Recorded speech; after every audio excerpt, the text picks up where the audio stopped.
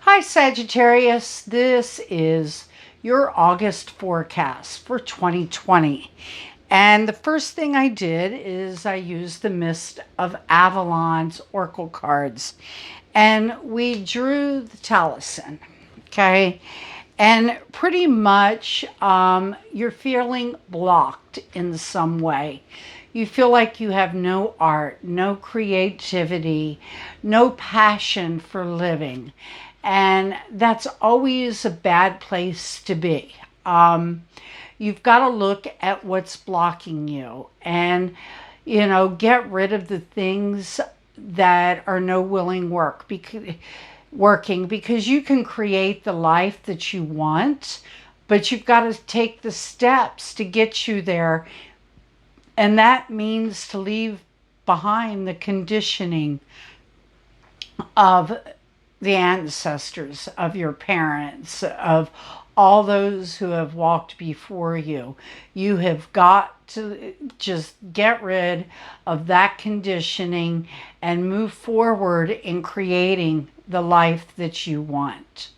Now, on the 1st, we have got Mercury in Cancer in the 8th house opposing Pluto in Capricorn in the 2nd house. And, communications for intimate relationships with you have always been hard. They've always left you feeling emotional. And it's pretty much because your ethics and the ethics and morals of those closest to you are on different pages. And therefore, because of this, you have gotten into some kind of obsessive behavior or some kind of addiction pattern that isn't working for you. And on the 2nd, you have the Sun in Leo in your 9th house, squaring Uranus in Taurus in your 6th house. And pretty much, you're going to have to use your higher knowledge and your wisdom to deal with issues that are, have to do with your health or have to do with work. And it could be one of these areas or both of these areas. But you are going to have to change something in your health area or your work area in order, for everybody to be on the same page.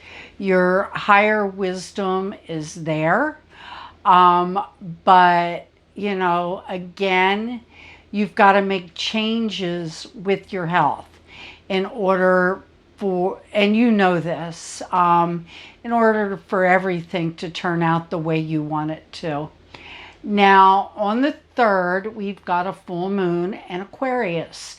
And for you, that's your 3rd house. And, you have to look at why you emotionally detach from people that are at a distance from you, or why you're communicating in a way that distances you from those that you are most passionate about. You have to use your higher wisdom in matters, of publishing, broadcasting, higher education. It could be your philosophies. You need to use this wisdom in that area of your life. Now, on the 3rd, we have Mercury in Cancer in the 8th house opposing Saturn in Capricorn in the 2nd house. And pretty much you have to realize that these addictions and obsessions are making you emotional. okay? They're making you more emotional than you would be if your mind was clear.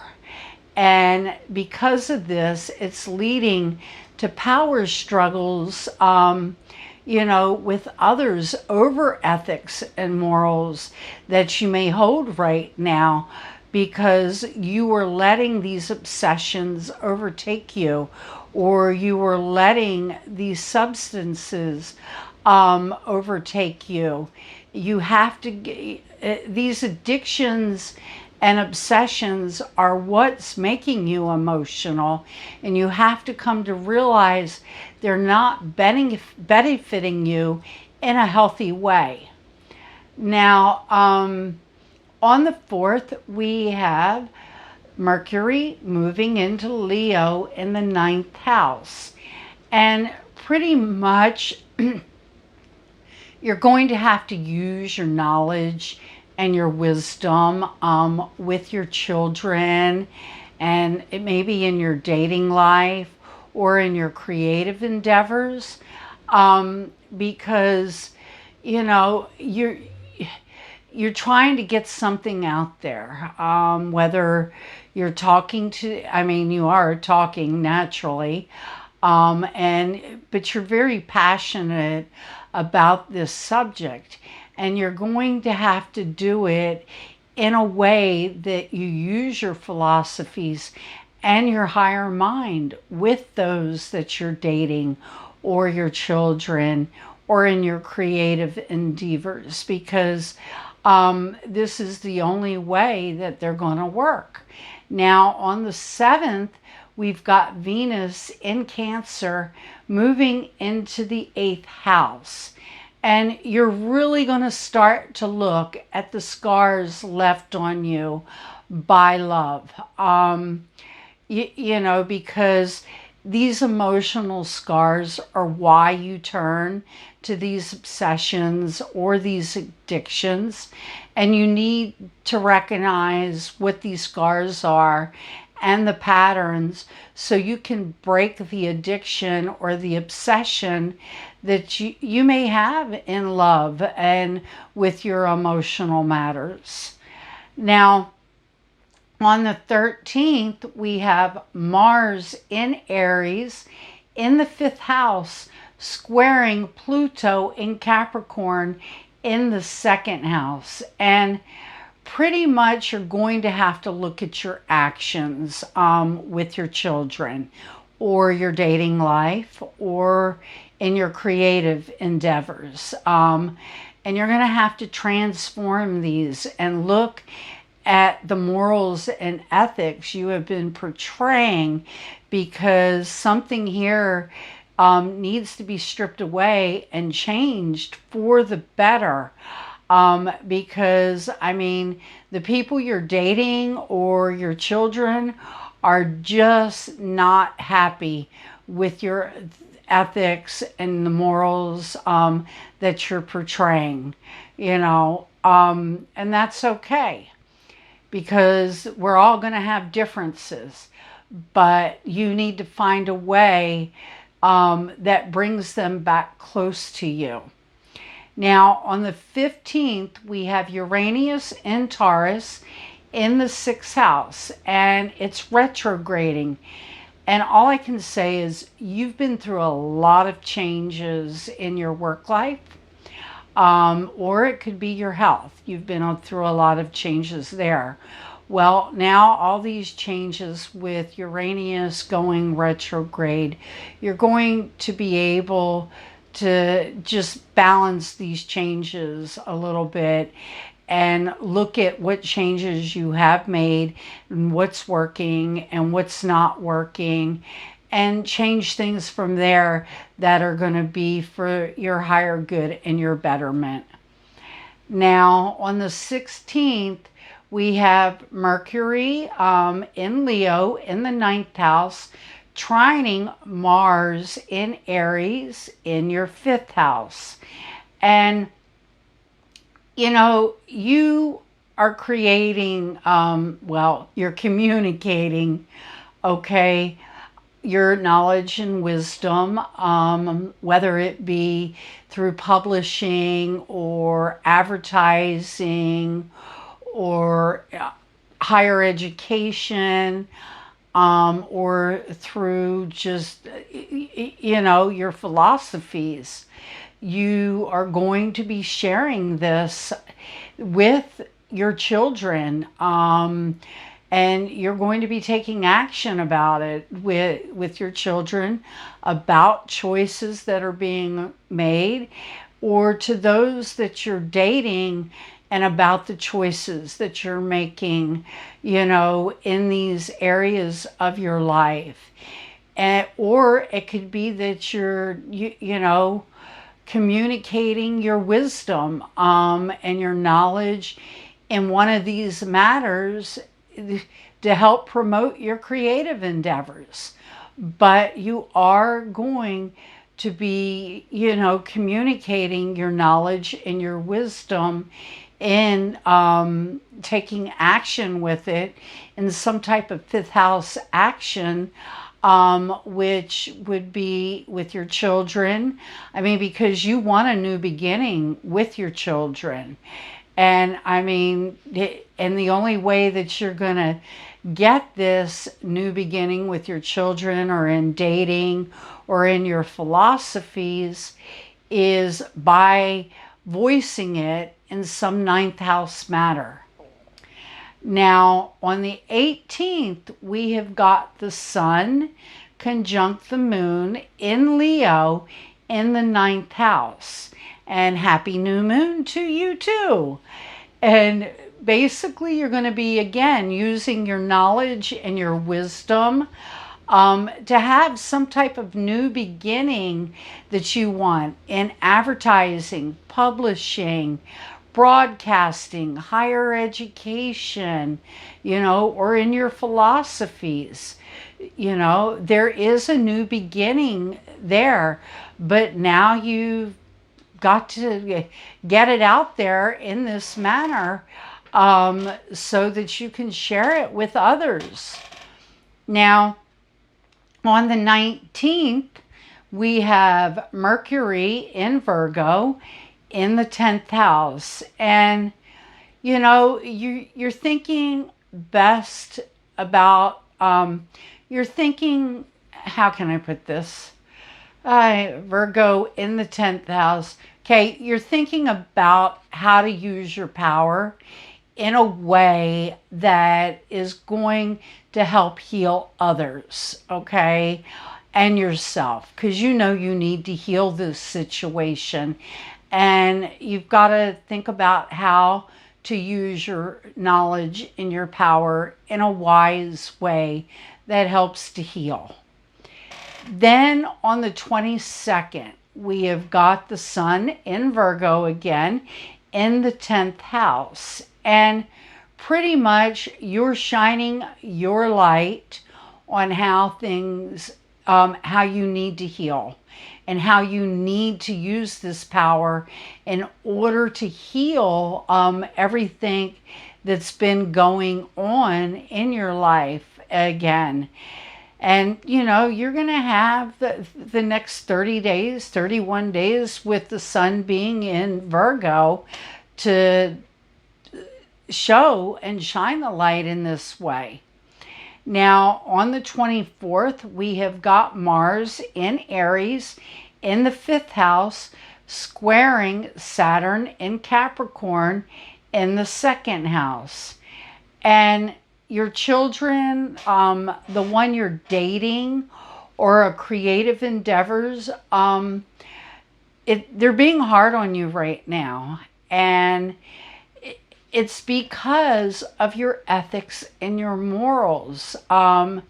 You've got to get on the same page. And if you can't, then you're going to have to part ways, because you have to ethically and morally be your own person, but you also have to do this in a way that everybody is on the same page. And I mean, I get it.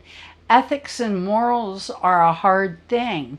But if we use our power that we have, then we can always heal. Now, on the 27th, we have got Venus in Cancer in the 8th house, and it's a trine to Neptune in Pisces in the 4th house. And pretty much, you're going to start to overcome all the scars and the illusions that your family has painted, painted for you. I mean, you're going to start healing and getting over those scars and the lies and the illusions that have all been left on you, because it's your time, okay, to shine. And, in order to do that, you have to really look at the addictions and the obsessions that your family has to understand why you have addictions and obsessions. Now, on the 29th, we have Mercury in Virgo in the 10th house, and that's trining Jupiter in Capricorn in the 2nd house.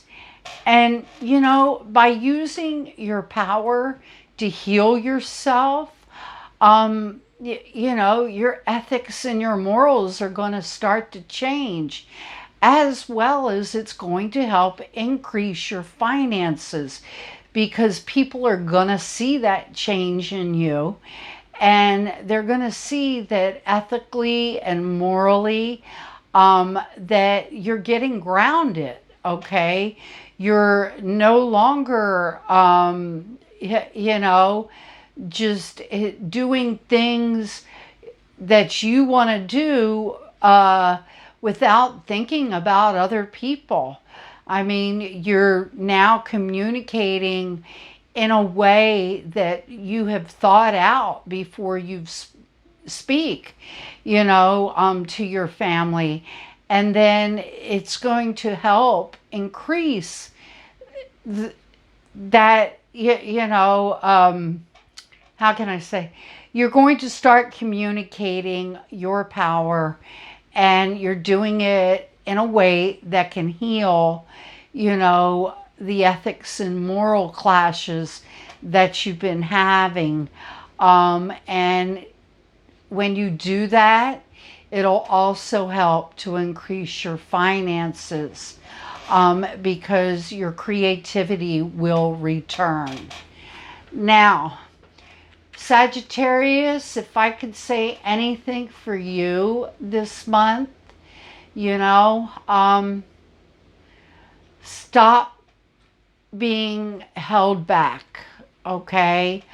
What's holding you back. It's your obsessions. It's your addictions. And once you face these and clear them out of your, psyche, and start moving in a positive way, then, everything will start moving in a way for you to be prosperous, to be more creative, for your artistic side to show. And that is the only way that you're going to grow. And in order to grow, you're going to have to face those scars that have been put on you at the most emotional levels of your being, because you're putting scars on others because you won't face your own scars. So, Sagittarius, have a great month.